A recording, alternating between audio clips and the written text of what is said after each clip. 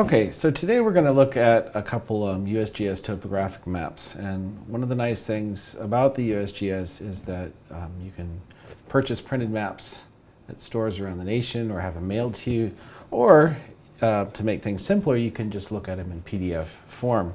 So the place to go is the US National Map. So let's do a Google search for US National Map and go look at some topo maps together. So here we are. Rather than going into the US Topo, I'm going to go straight over to Find Data, View, and Download Data. We're trying to get to the National Map Viewer and Download platform. So let's go there. And this is what it looks like. We can search for a map if you know the map quadrangle by name. We could look it up, or you might even be able to look up by city. But I know that the map quadrangle for where the University of Arizona is called Tucson, Arizona. So let's zoom there and check. So welcome to Tucson. And then up here in the upper right, we can choose what kind of maps we want to look for. So let's click on Topo. And nothing came up because I'm already on a topo map. So let's look to download the data, and it gives us a couple different options. Click here to draw and download. I'm not going to do that. Choose a reference area, then click. Index 24K, so that's a 1 to 24,000 map, which is what we want. So let's click to download by current map extent and see what it gives us for choices. Now look at US Topo Maps. Go to next. And it gives me a range of different options. 7.5 minute topos are the standard size topographic map. You can see that there's different dates and different sections of Tucson. There's Tucson East, there's a Cat Mountain. Let's look at the one that has the University of Arizona, which is Tucson AZ, and take the newest one, the 2014. And over here on the left, we go to it's kind of like a checkout box showing what map that I want to download, and I hit checkout, and then they're going to ask me for an email address. So 2 emails, and now place my order. Remember, they're all free. And your request has been received. Please check your email for order details. We suggest to note the order ID, blah, blah, blah. Let's go check our email, and looky there, the National Map's already emailed me. Thank you for your recent data order. A bunch of information. What I'm seeing over here is click here to download. And it sends me back to the National Map, but the data repository section of the National Map. Hopefully. Oh, there it goes. There's the download. It comes as a zip file, so you'll need to unzip it when it's done. And they're quite large. They can be about 20 megs, so it might take a minute or two to get it to download. So our Tucson topo map is now downloaded, so let's go take a look and show it in the full Finder where it's located. It should be in the download folder, and I'm gonna copy it and move it just for now to the desktop. And note it is a zip file, so you gotta open it up.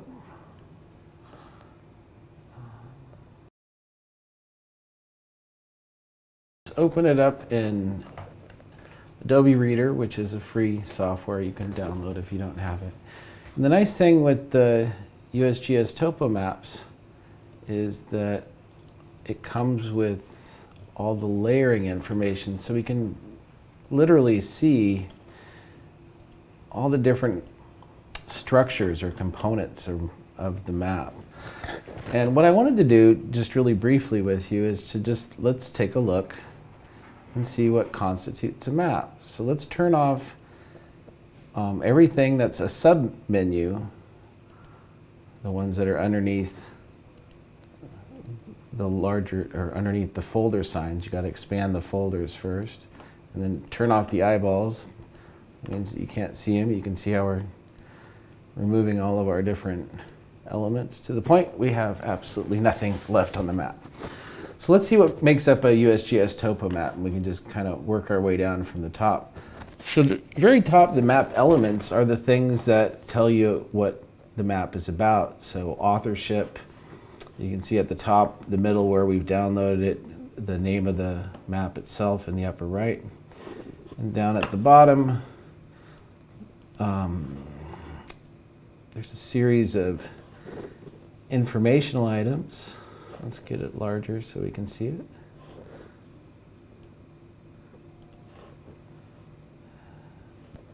Here we go. So the production date of the map, who produced it, it tells us the geodetic information. So we're using the North American datum of 1983, which we'll be talking about in a later lecture. And for the grid system, the geodetic system from 1984, projection and 1,000 meter grid uses the Universal Transverse Mercator, or UTM. And it even tells us our UTM zone, 125. 10,000 foot ticks, and we'll be looking at that a little later in class as well. Arizona Coordinate System of 1983, for the State Plains Coordinate System, we're in the central zone. So that's just giving us our reference. Basically, our projection and grid information is appearing over here. And then some dates for when the last time the different layers had been updated. When we get to the orienteering part of the class, we'll be needing the magnetic north for where you are in the country, how to reset your compass to allow for the pole's distortion of where the needle points directly north. You can reset that to be a little better. Our different scales and representations of scale, as we talked about earlier in the lecture, that we have a representative fraction, 1 to 24,000. And then we have bar graphs, so that you can convert it literally, if you needed to, from meters to feet or to miles. It gives us our contour interval, 10 feet each, for each contour line. We'll take a look at that in a second. And then a couple little classifications. So the grid here is giving what other topo maps surround it and the names. So if you're doing work on the edge of a map and you need both of them, you can go look for, in this case, if we're going to go to the east, we'd get Tucson East. If we went due north, it'd be Tucson North. And then some road classifications. Expressways, which would be what we call freeways, secondary highways, ramps, and so forth. And this was last updated in 2014. So let's zoom out a little and take a look at some of our layers. So under the map frame layer, we have projections and grid is the first one. And what we could actually see is the frame. And in this case, there is a couple grids present, but it's hard to note that what we primarily see is this kind of yellowish lines, which is actually, if we zoom in, see there's numbers associated with them, is the UTM grid, Universal Transverse Mercator grid. Is the only one that gets the lines on the map. But there's another grid you can see in the corners. We have our latitude and longitude marks, and those are represented by these little ticks that come down inside the map. Right there on the inside of the map. So there's two grids. There's a third grid too. You see the feet with the tick mark going on the outside of the map, there, and it's represented by feet. Then UTM is based on meters. This one on feet is the State Plains Coordinate System, which is used by land surveyors in each of the different states of the U.S. So we actually have 3 different grid systems on the map. So let's look at geographic names. You can see that there's a couple of common names throughout the map. And these X marks, if you go over and line them up with your grids, these X marks are associated with lat and longitude.